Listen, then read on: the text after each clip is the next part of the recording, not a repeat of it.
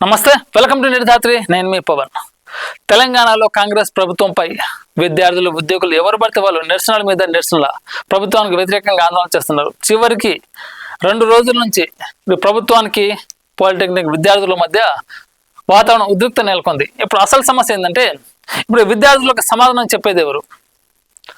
తెలంగాణ రాష్ట్ర సీఎం రాష్ట్రంలో కాదు, ఈ దేశంలో లేరు. పెట్టుబడుల నిమిత్తం విదేశాలకు వెళ్ళిపోయారు. ఓకే, సీఎం వెళ్ళిపోయారు. విద్యార్థులకు సమాధానం చెప్పాల్సిన విద్యాశాఖ మంత్రి ఉన్నారంటే విద్యాశాఖ మంత్రి కూడా లేరు. ఆయన కూడా విదేశాలకు వెళ్ళిపోయారు. ఓకే, విద్యాశాఖ మంత్రి కూడా లేడు. ఆ తర్వాత విద్యార్థులు రోడ్డు పైన వచ్చి నిరసనలు చేస్తుంటే కొంతమంది పోలీసులు, సిఐ రఘుపతి రెడ్డి గారు లాంటి విద్యార్థులు, వాళ్ళు మేజర్స్ కాదు, మళ్ళీ మైనర్ పిల్లల గొంతు పట్టుకొని విసిరేస్తున్నారు. మరి హోంశాఖ కూడా గాడి తప్పినట్టు కదా. మరి హోంశాఖ మంత్రి ఎక్కడ ఉన్నారు?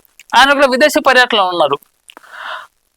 3 మంత్రులు ఒకేసారి విదేశీ పర్యటనకి వెళ్తే రాష్ట్ర పాలన ఏ విధంగా జరగాలి? పాలిటెక్నిక్ విద్యార్థుల భవిష్యత్తు ఏంటిది? మరి పాలిటెక్నిక్ అయిపోయిన తర్వాత ఆ విద్యార్థులకు జీవితం కనబడట్లేదు. వాళ్ళకు నెక్స్ట్ బీటెక్ చేయాలని కానీ ఆప్షన్ లేదు. జీవో 97 తెచ్చారు, దాన్ని వెంటనే రద్దు చేయాలని రోడ్డు మీదకి వచ్చి బైఠాయించి నిరసనలు చేస్తున్నారు ప్రభుత్వానికి వ్యతిరేకంగా. సగం మందికి, అంటే కొంతమందికి ఓటు హక్కు కూడా లేదు. 70 సంవత్సరాల చరిత్ర కలిగిన పాలిటెక్ని మూసివేయాలని ప్రభుత్వం పన్నుతున్న కుట్ర అని విద్యార్థులు ఆరోపణలు చేస్తున్నారు. అటు పాలిటెక్నిక్ కాలేజీలో పనిచేసే అవుట్సోర్సింగ్ ఎంప్లాయీస్ కానీ, అక్కడ పనిచేసే సిబ్బంది కానీ, వీళ్ళందరినీ తీసుకొని స్కిల్ ఇండియా మీరు ఏదైతే ఏర్పాటు చేశారో యంగ్ ఇండియాలో కల్పిస్తే వాళ్ళు ఏం చేస్తారు? వాళ్ళు నేర్చుకున్న స్కిల్స్ ఎక్కడికి పోతుంది? పాలిటెక్నిక్ కళాశాల బోధించే ఉపాధ్యాయులు ఎవరైతే ఉన్నారో టీచింగ్ ఫ్యాకల్టీ, ఒకవేళ పిహెచ్డీ చేసి హైలీ స్కిల్డ్ ఎంప్లాయీస్ ఉంటారు టీచింగ్ ఫ్యాకల్టీ, వాళ్ళని తీసుకెళ్ళి యంగ్ ఇండియాలో కల్పిస్తే వాళ్ళు ఏం చెప్తారు? వీళ్ళు ఇక్కడ నేర్చుకున్నది ఏంటి, చెప్పేది ఏంటి, అక్కడికి వెళ్ళి ఏం చెప్తారు? వాళ్ళు విద్యార్థులు లేబర్ పని చేసుకోవాలి. గట్ట యంగ్ ఇండియా స్కిల్ ఇండియాలో దగ్గరగా ఐటీఐ వాళ్ళని, పాలిటెక్నిక్ వాళ్ళని, లేబర్ వాళ్ళని, ఎంప్లాయ్మెంట్ ఇలా అందరినీ కలుపుకుంటూ పోతే టీచింగ్ ఫ్యాకల్టీ వాళ్ళు వాళ్ళకు వచ్చిన సబ్జెక్టు విద్యార్థులకు చెప్తున్నారు. వాళ్ళకు ఒక స్కిల్ ఉంటుంది స్టూడెంట్లకు.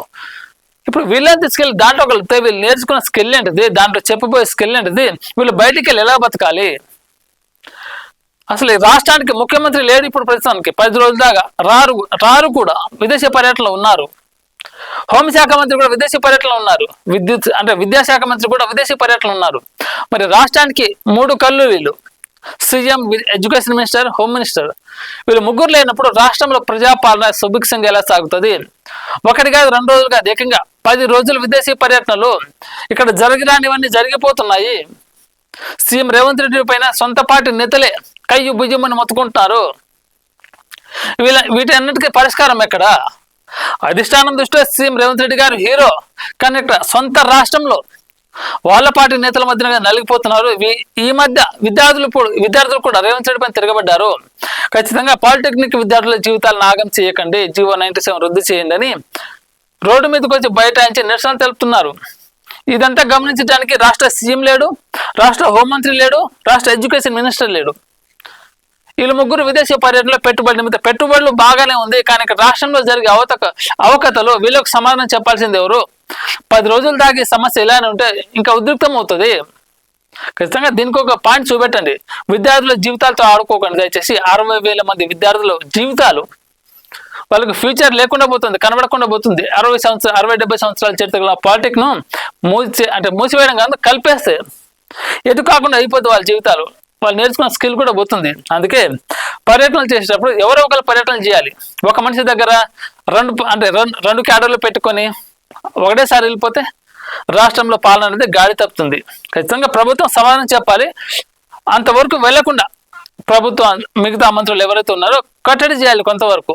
కానీ విద్యార్థులను పోలీసులు ఇలా గొంతు పట్టుకొని తోసేయడం కరెక్ట్ కాదు. ఎందుకంటే వాళ్ళు మైనర్లు కూడా కాదు, మేజర్లు. ఏదేమైనా ఒక వ్యక్తి దగ్గర మేజర్ క్యాడర్లు, హోమ్ మినిస్టర్, ఎడ్యుకేషన్ మినిస్టర్, ఈ 2 ఉంటే ఇప్పుడు రాష్ట్రంలో అదే ప్రధాన సమస్యగా మారుతుంది. దయచేసి తెలంగాణ సీఎం రేవంత్ రెడ్డి గారు త్వరితగతిన రాష్ట్రానికి వచ్చి ఈ సమస్యలన్నీ పరిష్కరించాలి. లేకపోతే విద్యార్థులు తిరగబడ్డారు, వాళ్ళు టీచర్స్, ఫ్యాకల్టీ కూడా తిరగబడతారు. అది కూడా కుదరకపోతే వాళ్ళ విద్యార్థుల తల్లిదండ్రులు కూడా రోడ్డు మీదకి వచ్చి తిరగబడే అవకాశాలు ఉన్నాయి.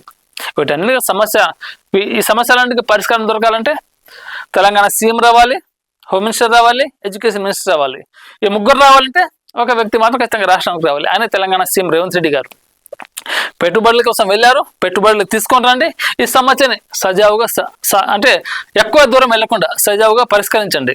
లేటెస్ట్ అప్డేట్స్ కోసం మన నేటి ధాత్రి ఛానల్ని సబ్స్క్రైబ్ చేయండి. అలాగే మీకు నచ్చిన వీడియోని లైక్ చేసి, షేర్ చేసి, కామెంట్ చేయండి.